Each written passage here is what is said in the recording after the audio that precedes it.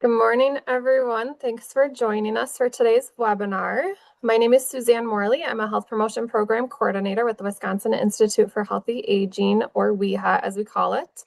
And I'm happy that you're here today. So just a few housekeeping pieces. This webinar is being recorded and the recording will be sent out within the next week or so.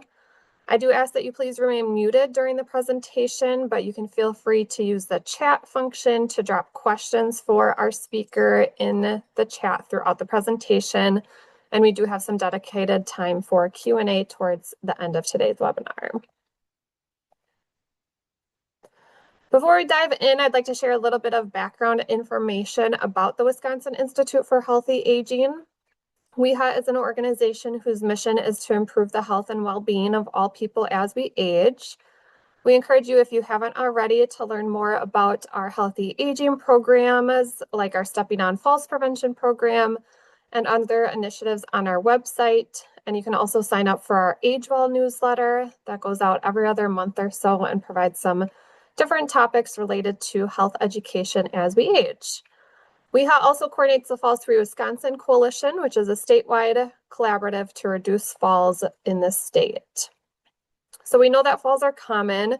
Research shows that more than 1 in 4 older adults ages 65 and older has a fall each year. But we also know that they don't have to be a normal part of aging. There are many ways to prevent falls, and that's why we're here today to talk about just that. So the Falls Free Wisconsin Coalition is made up of community-based organizations such as Aging and Disability Resource Centers, or ADRCs, which are found in every county and tribe throughout Wisconsin, healthcare providers and systems, emergency medical services, or EMS, public health, and other local falls and injury prevention coalitions. We focus on a few different things with the coalition. We do some advocacy work and engage in policy and systems change to improve prevention of and response to falls. We work on raising awareness of the ways in which falls can be prevented as we age. We identify and share best practices and resources for implementing different falls and exercise programs and initiatives. And we also collect and analyze data, including program intervention data and state and county level fall injury, cost, and mortality data. So with that, I'm going to pass it over to our speaker for today. So I'm glad to welcome Andrea, who is going to share about how tools like walking poles and other mobility devices can help us stay active, confident, and independent. So Andrea, I'll let you introduce yourself a little bit further and take it from here. Great. Thanks so much, Suzanne. I appreciate it. Well, welcome everybody. Thank you for your attendance today. I'm very excited to get to somewhat see all of you. If you do come off camera and give me a wave, it's always nice to know that there are real people behind the screen. I appreciate the opportunity to speak to you guys today about something that I'm very, very passionate about, seeing individuals as active as they possibly can in a safe manner. So today we're going to talk about the various assistive devices that are available for seniors to utilize.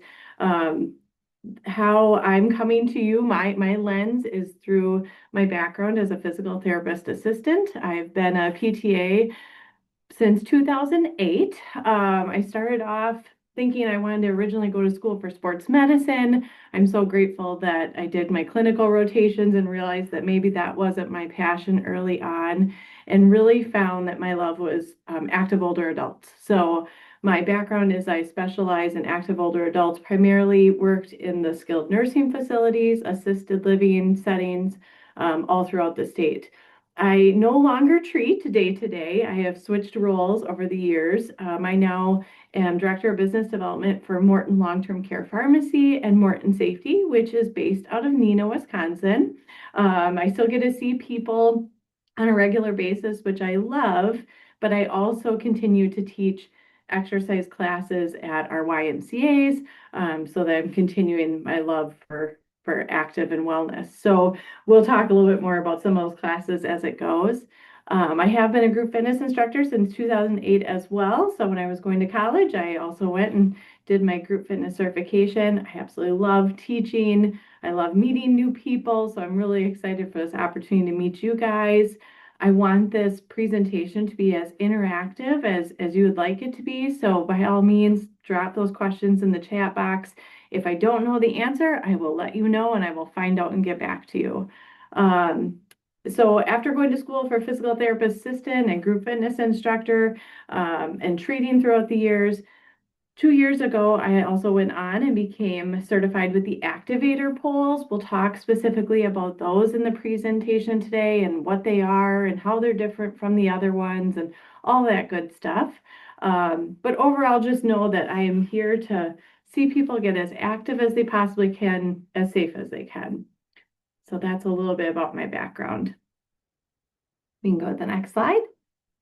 Okay, so let's start off with some foundational information and why is it so important that we're talking about this today? Unfortunately, 1 in 4 adults over the age of 65 are going to experience a fall every year, which is quite staggering when you think of that frequency. That's a lot. Also, the risk of falling doubles once you have fallen. So if you have fallen, your now chance of falling again doubles, which is also a bit frightening. Falls are actually the leading cause of death in seniors because of various things that go about. So that's something we should be very concerned about. What does that mean for our dollars and visits, and what does that mean to our healthcare system? There's 3 million emergency room visits and 1 million hospitalizations each year because of falls. So that is obviously very taxing on our healthcare system, our nurses, our doctors, our therapists, our caregivers. No one wants to experience a fall. Older adults are hospitalized for hip fractures specifically, 319,000 of them each year. So each year there's 319,000 people that have a hip fracture that was because of a fall. So again, this can happen to anybody, anywhere, any nationality. And so it's really important that we're cognizant about it and we're trying to do everything we can to minimize that risk. What are some reasons why people fall? So there's going to be a lot of variables. Obviously, everybody is different. We can't just put everybody in the same situation, cookie cutter them. But here's some common reasons why people fall. Primarily if they have lower body weakness. So if from their core down, they're really weak or unstable or muscles are tight inappropriately, that's going to increase their fall risk. If they have difficulty with walking or poor balance with walking, that's also going to be a sign or a risk factor for a fall.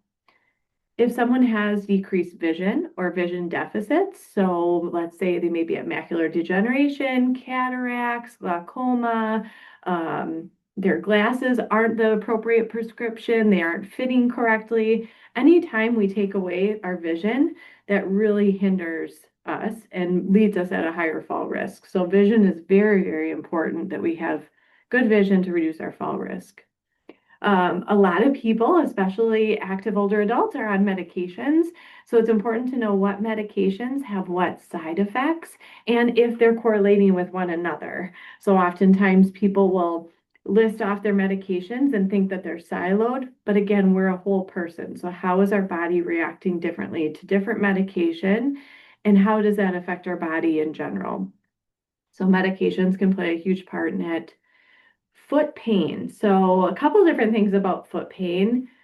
Anytime that a part of your body is affected negatively, it's going to change the chain of command. It's going to change how we adapt, how we move. So if there's any sort of pain, let's say knee, hip, foot specifically, that's going to change how we walk and move throughout our day to day. If we have decreased sensation in our feet, we're not going to be able to sense depth changes, uneven surfaces. It's going to really make it hard for us to know how to react if we can't feel all that. And then the other thing that we're also going to talk about today is improper footwear. So really being cognizant of what you have on your feet because your feet are the first point of contact with the ground. And it's super important that that first contact is a good one. So looking at our footwear, all seasons, because we live in Wisconsin, we've got all the various seasons. So that means different footwear and it needs to fit us appropriately no matter what time of the year it is. And then some other thing that I definitely love to talk about with people is home hazards. I am by no means here to judge anyone's home, right? I have things in my home that probably aren't the safest either, but really looking at what does our environment look like? Do we have a lot of rugs? Do we have a lot of clutter that we have to step over or navigate through? What does our lighting look like in our house, inside and outside? So oftentimes, especially when I was treating patients on a regular basis, I was saying, what does your lighting look like inside your house? But then also think about all the areas that you have to navigate outside of your house. So do you have motion lights there that'll go on? Do you have well-lit corners? What does that all look like? So home hazards can also be a really, really vital piece of the puzzle that we need to take into consideration when we're talking about falls, because falls don't just happen in one spot. They can happen anywhere that we are.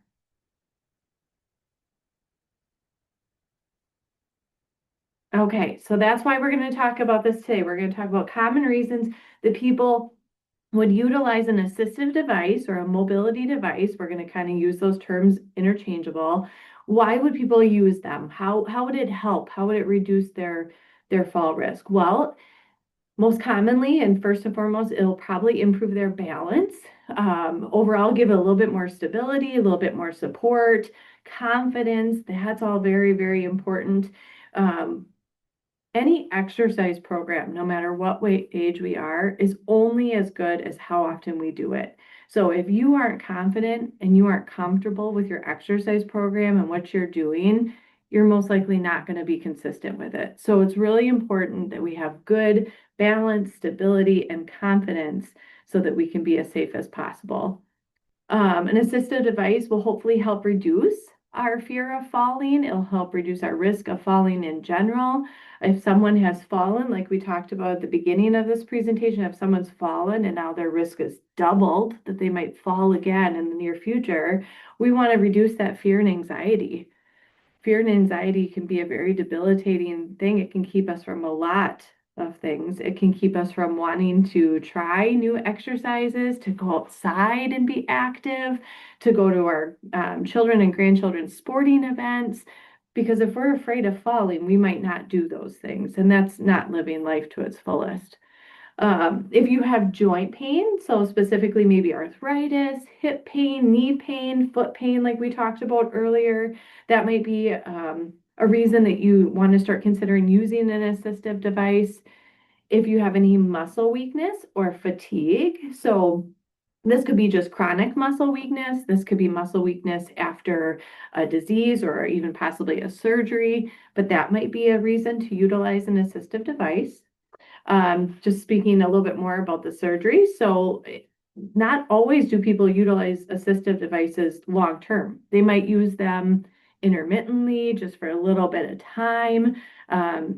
Maybe when they're traveling, maybe when they're walking long distances. Everybody is different. So if you're going to be recovering from a surgery, you might be using an assistive device for a short amount of time until your rehab is done, your balance is better, your strength is better, your pain is decreased. So that might just be a short time use. If someone has that vision deficit that we talked about earlier, and they're just not as stable, they're not as confident, the balance just isn't there because of their vision, they might utilize an assistive device. And then last is neurological conditions. So maybe chronic conditions, stroke, neuropathy, Parkinson's disease. Those might be reasons where people would utilize an assistive device to help them because of that chronic condition. So lots of variables. You might even look at this list and say, oh my gosh, I have 2 out of those or 3 out of those. So it's not just an isolated reason why people use assistive devices. Okay, so these are going to be some signs that you can look for yourself, you can look for in a loved one of maybe indicators of why they might need that assistive device. So if they're unsteady with their walking or they're frequently losing their balance, the people oftentimes will think, oh, that's just normal aging. It may be to some people, but that shouldn't hinder you from living your life. And if it is, then you want to definitely put pride aside and consider using one of the various assistive devices that we're going to talk about today so that you can enjoy all the things that you love to do. Furniture walking or wall walking. When I was treating people in the skilled nursing facilities and the assisted livings, I saw this way more than I like to admit. It gave me heart arrhythmia every time I saw it because it's very, very scary and it's not a good way, a safe, consistent way to walk or manage throughout your house or your environment. So having to hold on to various items really puts you at an increased fall risk. What if the one time you reach for that chair, it's a chair on wheels and it slips out from underneath you? We really just don't want to get reliant on external forces that can maybe move or not be there. So just really not a good way to navigate our day. If someone has had any recent falls or trips or slips, that could be a really great indicator of like, hey, maybe we should start looking at an assistive device. Um, as therapists, if any of you are here on the call are a therapist or you're working with a therapist, fantastic. One of the things that they're probably going to test you on right away is your ability to go from a seated position to a standing position. What does that look like? Are you able to do so in a smooth motion? Do you start to lose your balance and tip backwards?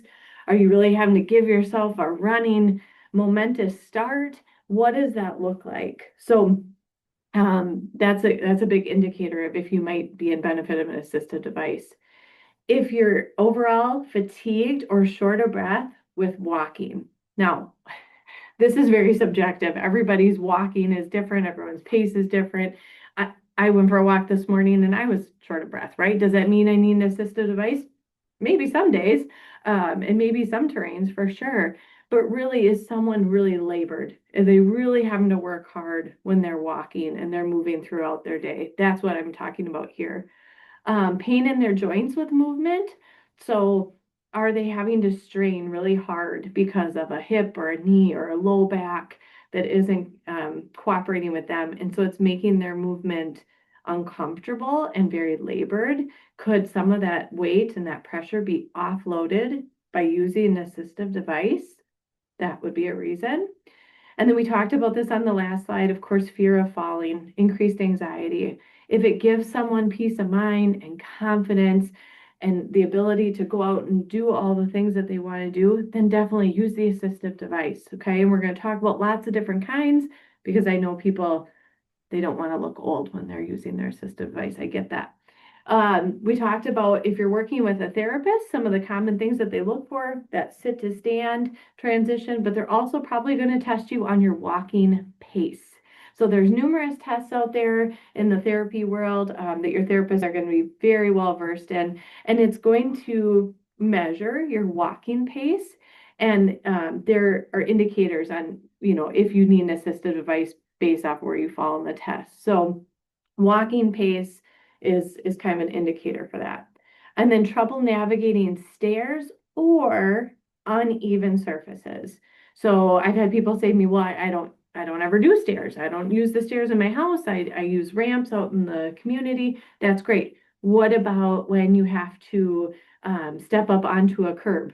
Or what about when you have to step up into your car, right? Those uneven surfaces, or even if you're walking across grass versus concrete. What does that different look like to you? So everybody is doing different things throughout the day. Okay, so we're going to talk about the goals. Overall, what we're trying to do is we're trying to improve an individual's safety. We're trying to reduce their fall risk. That is our ultimate goal. We talked at the very beginning, 1 in 4 people over 65 fall. We want to reduce that, or we want to make sure that you're not that one person out of 4. We're going to enhance your mobility to make movement easier, to make walking easier, because if it's easier, we're humans. We do things that are easier. We do those things. We don't like the path of resistance. We like the path of least resistance. So if something's easier, we're going to do it more often. So we want to make movement easier and more freeing. It's going to increase our independence. I would think anyone probably on this call would agree that they want to be as independent as possible.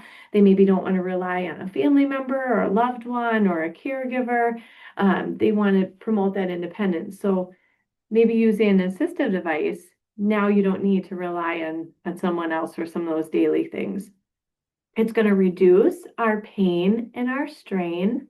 So we talked earlier about if someone has knee pain, back pain, hip pain, maybe using an assistive device will kind of promote our posture and offload from those muscles that are just getting hounded on over and over. This ties in with the independence piece. It could boost our confidence. So if we feel better and we feel that movement is easier and we feel that we can go out and do the things that we like to do, that boosts our confidence. It just feels good. And then it's going to maybe support our recovery from the illness, injury, or recent surgery we talked about. And then in general, just promote that aging in place. So I left it aging in place because everybody's place is different. Are you in an apartment, in a home? Are you in an assisted living? Are you in a skilled nursing facility? What is your place? And how can we keep you as thriving in that environment as possible? So an assistive device might be able to do that for you. Okay. So common mobility aids or assistive devices, again, these terms are kind of intermingled. There's lots of different ones. There's lots of different brand names. Honestly, if you guys ever want to geek out like I do and you ever want to go to a durable medical equipment place and see all the different kinds of devices, you can. There's lots of them in our community. I live in Oshkosh, but I know Fond du Lac, Oshkosh, Neenah, every place has a durable medical equipment store that you can go on site and you can just shop. It's so fun. So canes specifically, lots of different kinds of canes. Kind of tried to keep it as narrowed down as I possibly could for simplicity here. There's a single point, which is just your standard 1 point cane. And then there's the quad cane, which we've probably all seen before, where it's got the feet on the bottom, right? So it's kind of got that wider base. And then walkers. Walkers, there's a lot of different kinds of walkers. So walkers, there can be a standard, which people oftentimes think of because you have to pick it up. It doesn't have any wheels. There's the wheeled with the 2 wheels in the front and just the pegs in the back. Okay. And then the rollators. The rollator is what the gentleman in this picture is using. So some people call it a 4-wheeled walker. Some people call it a rollator. Lots of different terms, lots of different brand names. Really the best thing that you want to do for picking your assistive device is you want to work with a skilled clinician. So you want to have that conversation with your doctor. You want to have that conversation with your physical or your occupational therapist, because based off of the testing that they're going to do with you, they're going to give you specific recommendations for you. So it's going to be very tailored to what you need versus that cookie cutter diagnosis. No one wants that. So at any given time, an assistive device might be recommended to you for various reasons. And if they're a good therapist and a good doctor, they're going to explain those reasons to you, right? So you feel empowered about the decision that you guys are making together. Wheelchairs are also a mobility device. There's the manual where you have to self-propel, reaching over to the wheels on the side and propel it through, or there's the electric. Just got to be really careful because some of those can go really crazy fast. And then we've got scooters. We've got scooters that can go for really long distances. They're, just a whole nother level. It's pretty much one notch down from a car. Some of those are pretty fancy. So lots of different mobility aids and devices for lots of different kinds of people. Okay, and then just a little bit, honestly, I have a whole presentation that I could talk forever about home safety. And if you guys ever want to hear that one, I will talk about it to anyone who will listen. But real quick, home safety supports, there's a lot of different things you can do in your house to make it safer. Grab bars, handrails for your stairways, indoors and outdoors, shower chairs, benches. There's all kinds, all sizes, because all of us have different shower setups. Raised toilet seats, commodes. I mean, again, if you go to these durable medical equipment stores, you could spend hours just looking at all the different things, or you could go to your therapist and they'll narrow it down for you, because it's very daunting if you're just going in kind of blind. So yeah, lots of different things, whole nother conversation. Okay, everyone doing okay so far? Anyone on video, give me a thumbs up. Hopefully you guys are hanging in there. So we're going to kind of shift gears, talk a little bit specifically about urban polling, because urban polling is becoming quite popular, which makes my heart so happy because I want to see people. Oh, yes, thank you. Oh, I love all the thumbs up. You guys made my day. Thank you for finding that emoji. So urban polling becoming super popular in this area. I tell each of my classes every single month when we meet, my biggest goal is just to see more people using their polls to make it more normalized, reduce the stigma of why, because again, if people are comfortable, they're going to do it more. And that's the best kind of exercise, is the one that you're going to consistently do. So urban polls, it's kind of a vague term, just talking about this new technique. It's walking with specifically designed fitness poles. Okay, so they're poles for fitness. They're going to engage your upper body, your core, and your lower body, which is fantastic because you're getting all of the muscles engaged when you're walking or doing some of these activities versus just isolating one. So I think about strength training, right? Let's use strength training for example. If you're doing a bicep curl, that's great for your biceps, but your legs maybe aren't doing anything. If you're utilizing these poles for your fitness, they're going to incorporate upper body, lower body, and core. It's not uncommon for people to come to my classes and they think, okay, we're just going to go for a walk for 45 minutes, which we do some of that too. But they leave and they call me the next day and they're like, Andrea, why are my triceps and my core muscles so sore? Well, because we were working them all. We were engaging all those muscles. So that's the most bang for your buck. The urban poles are becoming very popular because they add support, stability, and movement. So they're really promoting people to be as active as possible in a stable, supportive environment. They are suitable for almost all fitness levels. Now, I should have put like a little asterisk by that because I don't like those blanket terms. Everybody is going to be different, right? So I have people who even come to my class and let's say they have a Parkinson's diagnosis, and one day they're having a really good day. Maybe they can do all their exercises seated, standing, all of them. Then maybe the next day it's a little bit rougher day, right? We're human, those happen. And maybe they can only do the seated part. So that's okay. Everybody is going to have a different day, a different experience. You have to really listen to your body. That's where it's very important that you work closely with your doctor and your therapist so they know what you're doing and that they have the right exercises for you. So just that's kind of my disclaimers. They're good for everybody-ish. That's a big term. Okay, specifically, why does it benefit our older adult population? The poles are going to reduce the strain on our joints. So they're going to give us more support. It's the easiest way to say that. They're going to improve our balance and our coordination in a symmetrical way. So if we think about a cane, and I'll try to bring this down so you guys can see my lower body a little bit. If we think about a cane, okay, we've got support on one side. But when we start to look at using our poles, we've got support on both sides, which is really important. We want our bodies to be as symmetrical as possible. So the poles provide symmetry, okay, and upright posture. Those are the two really big things that I'm looking for with people when I start to have them use poles. They're going to encourage a safe daily activity. Again, they're making people as active as they possibly can be in a safer way. And then they're going to support that independence and mobility. So I've had people come to me and say, I need an assistive device, and my therapist said I could start using poles. I want to use poles because they look younger.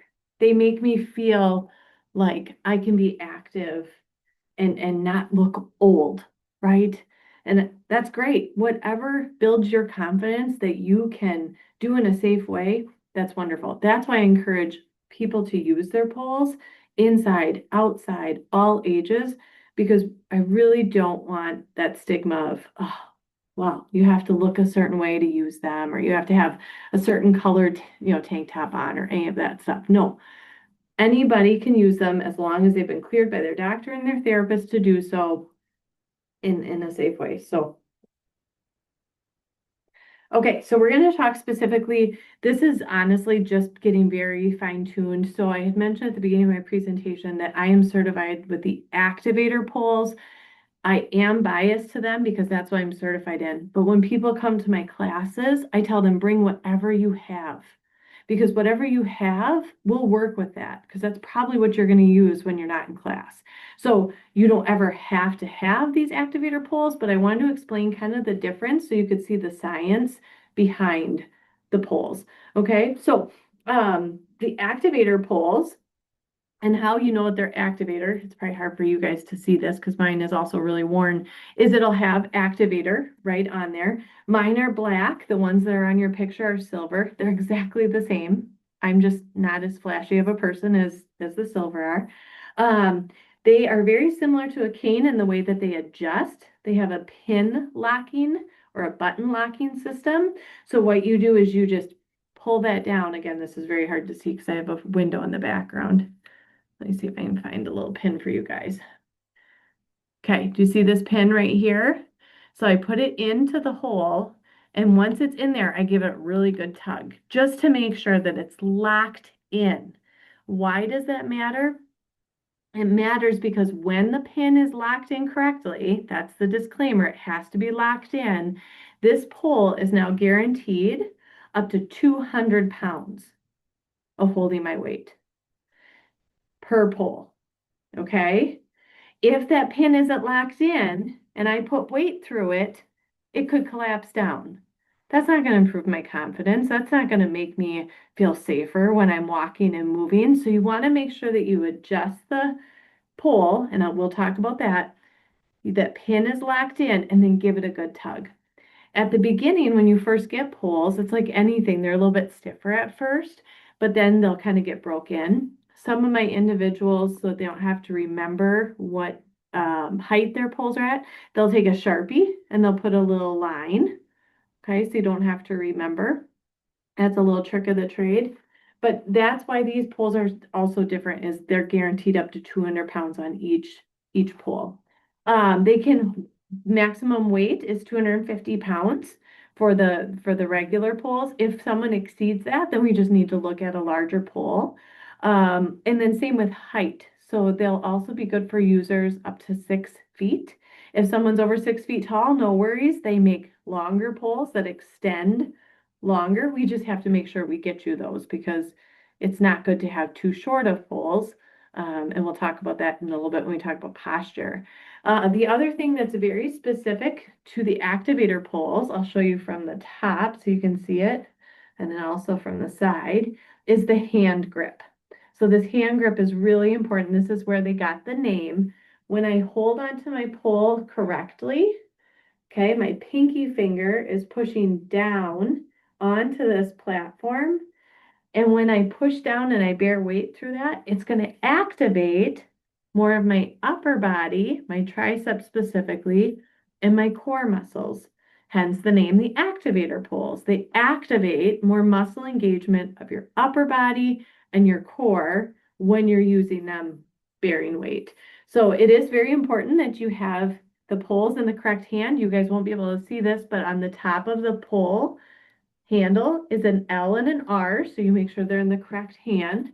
Little tip that one of my class participants did that I tell everybody because it's such a genius one. He has a hard time seeing. He has those vision deficits that we talked about. So his wife filled in the R and the L with some whiteout. So first glance, it's much easier for him to see because it does make a difference which hand the poles are in. So definitely want that.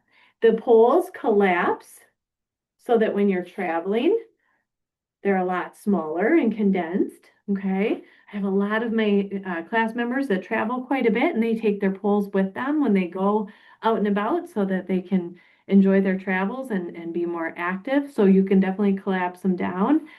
Depending on your suitcase size, you might have to do a little crisscross in them, maybe lay them that way or lay them this way, however it fits in your suitcase if you didn't want to um, have them outside your suitcase. So those are kind of the different specifics about those, but really the locking mechanism is important and that it's 200 pounds of weight on each pole. So that's exciting.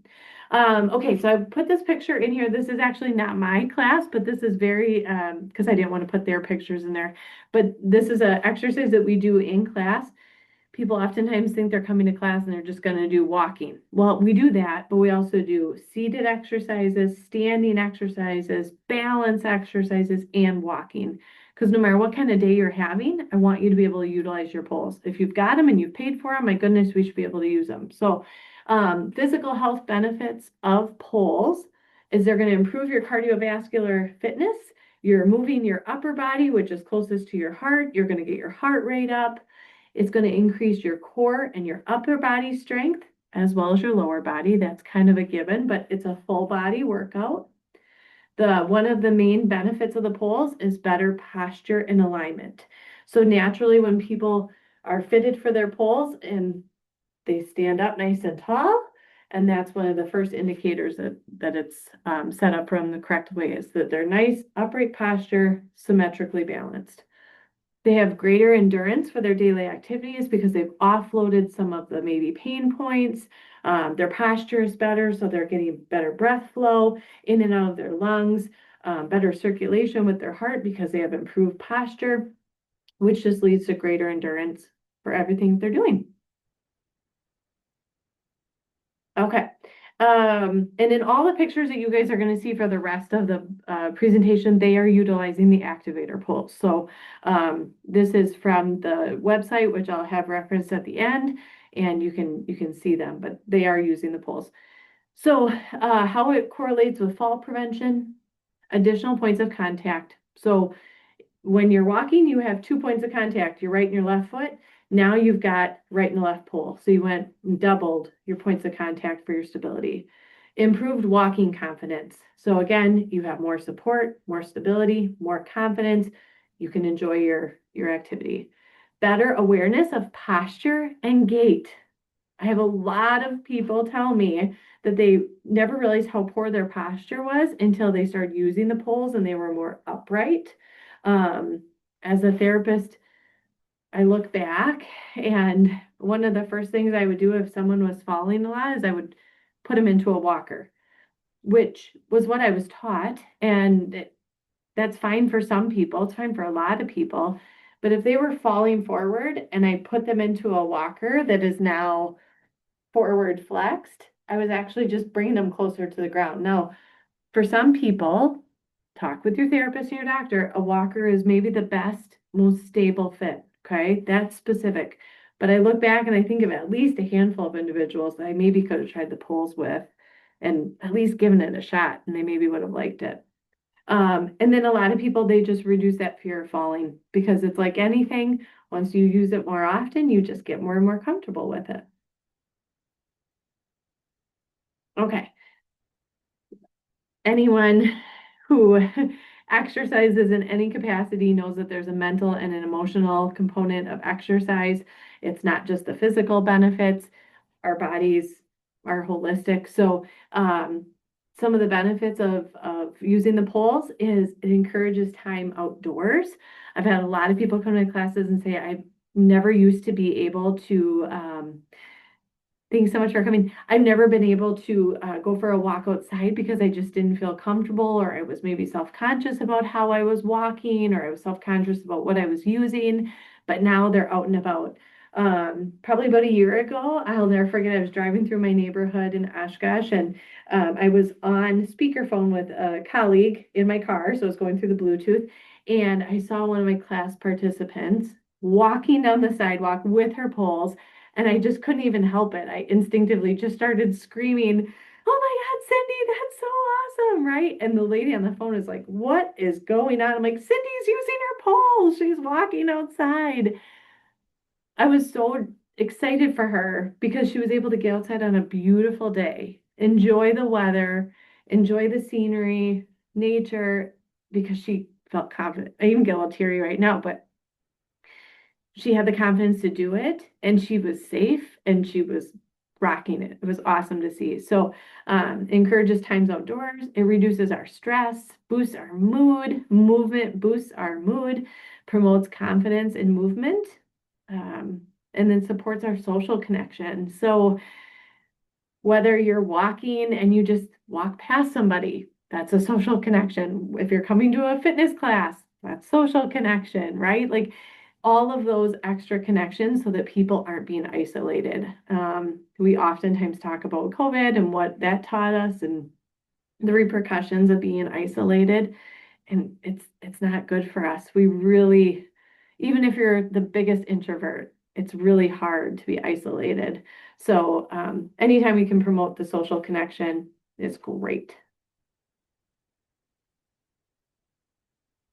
Okay, so when you are getting fitted for your poles, again, I highly, highly encourage that you seek out a clinician who is trained.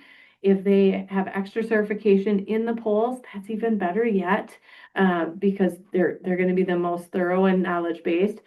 But proper size of your poles is important. So, like we talked about earlier, most individuals 6 feet and under can have like the basic poles, just the everyday grab and go.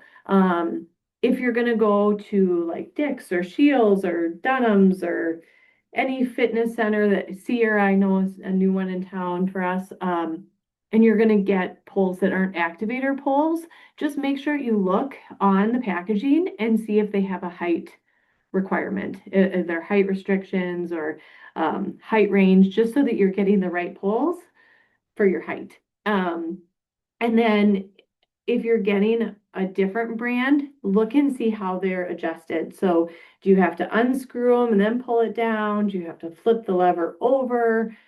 Every pole is going to be different, except for the activator ones. They have that pin locking mechanism.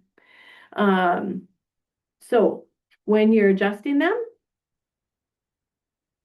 perfect. Thank you. So when you're using them, make sure you have the right and the left hand and you're using them in the correct hand. That makes a difference with the activator poles. If you have another brand, make sure that you're reading the packaging, that if there is a difference, you have them in the correct hand. Adjust them to your appropriate height. And what you're going to do, I'm just going to get mine set up for me real quick. So again, I give it that little pull. I would hate to have it collapse. That's not the goal here. Okay, so I'm 5'7". So what I do is I put my poles at marker 6. So it's usually 1 inch down from my height. And I'll show you what this looks like. I'm gonna drop this down. Okay. So right and left hand. And then when I'm using them, they're going to be just shy of 90 degrees. So 90 degrees would be here. They're going to be just shy of that. The reason being is if you're looking at me straight on, my shoulders are relaxed and away from my ears. If they're too high, you're going to start to see me do this, which isn't going to feel good on your neck or your shoulders later. So we don't want to be tensed up. We want to be relaxed. And automatically when I grab onto my poles, my shoulders come back and my posture is more upright. So that's really important. The poles should stay upright, straight up and down, okay, when we're using them. You're going to want to start off using your poles just like anything that you would start off with. You want to start off slow and gradually work up because you want to give your body time to adjust, acclimate, and see how you're feeling. So we never go out and we just run 5 miles, right? We start walking. We start with few steps before we really build up. So for our poles, it's no different. I want you to go for a walk, maybe just a lap around the gym or the Y, or start with a block, and then you just gradually add on.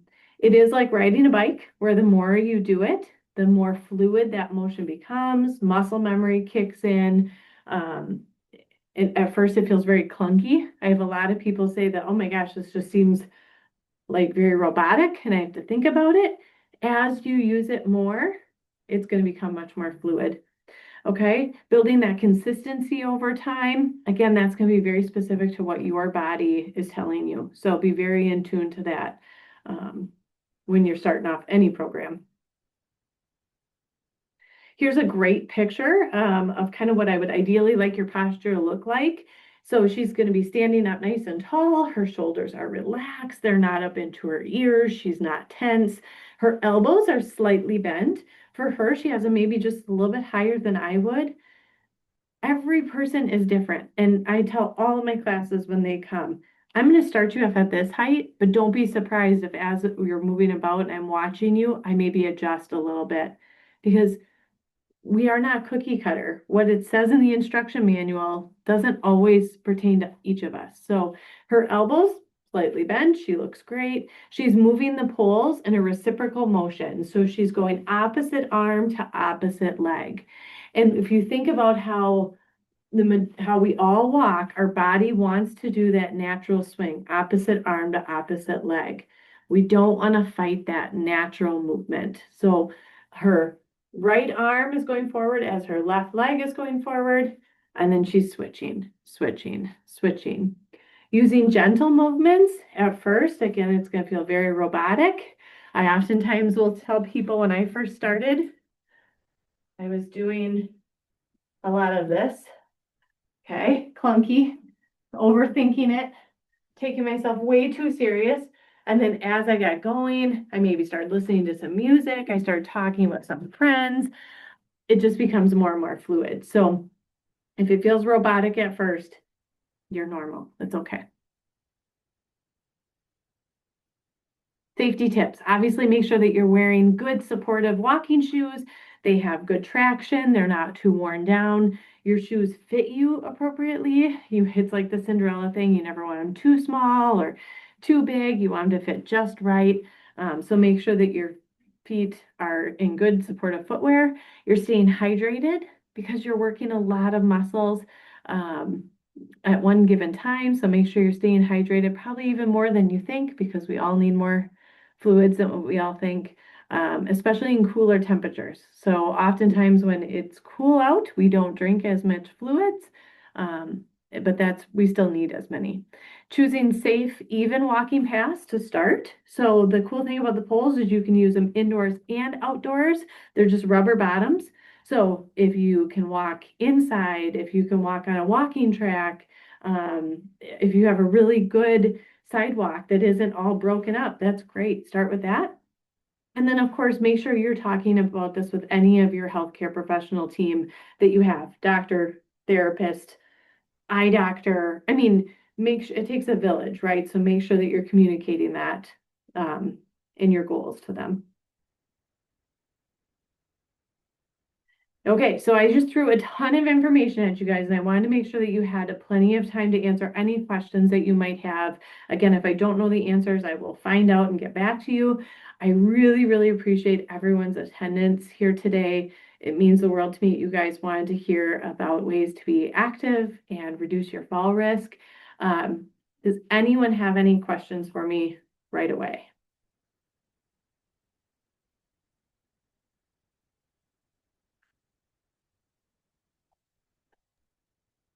Oh, wow, that never happens. Feel free to come Even off mute, drop them in the chat. I am going to put in a little plug while you're thinking about it. I do classes throughout the month. I do 2 classes a month at the Oshkosh YMCA if you're in that area, and 1 time a month in the Fond du Lac YMCA. They're open to members and non-members, so you can always call them and check it out. I've also taught at various Parkinson's support groups, neuroscience groups, pretty much anyone that asks. UWGB taught up there. If you ask, I'm gonna say yes, as long as I can make it in my schedule.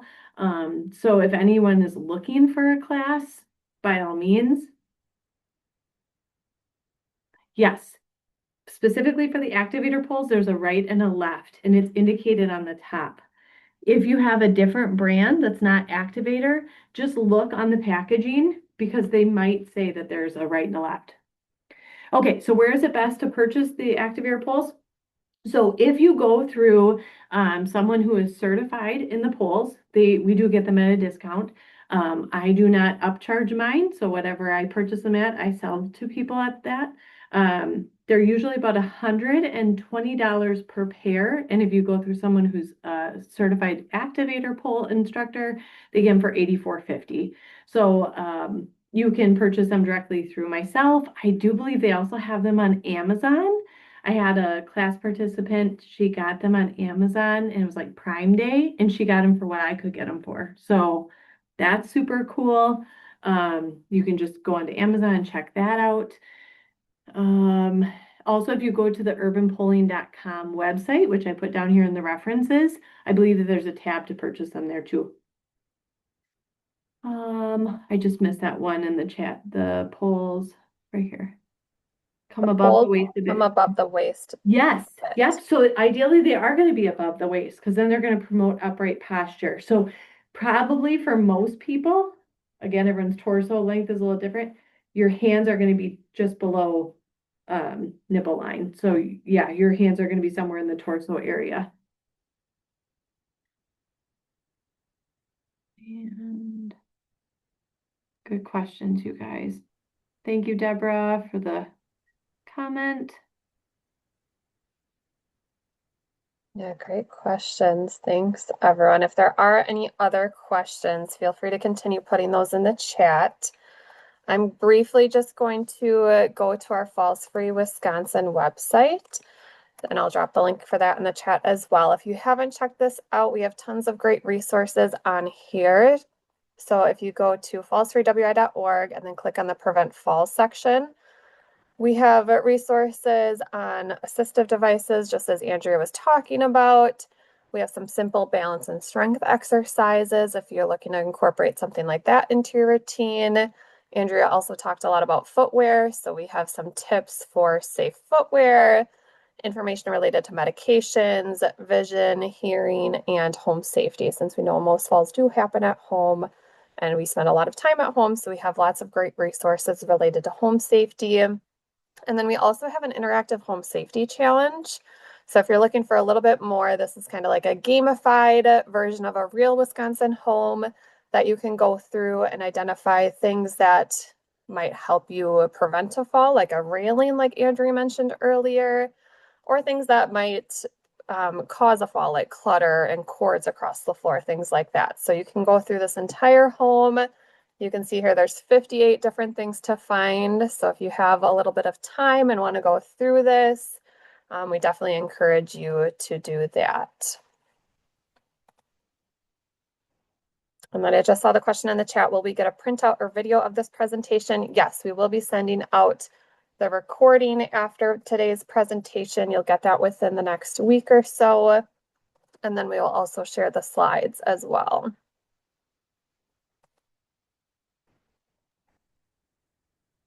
If there's no other questions, I just wanted to thank you, Andrea, for all of the great information. It's super amazing to see more people using mobility devices like walking poles. I see it in my community when people are out and about walking. Definitely a great way to improve mobility and independence and confidence. I wanted to just take a brief moment to thank our sponsors, UW Health and funder the Trillium Foundation. And just a reminder, after you close out of the webinar today, you will automatically be redirected to an evaluation in your internet browser. So we really appreciate your feedback and encourage you to visit our website and stay connected. Thanks, everyone. Thanks, guys. Have a good day.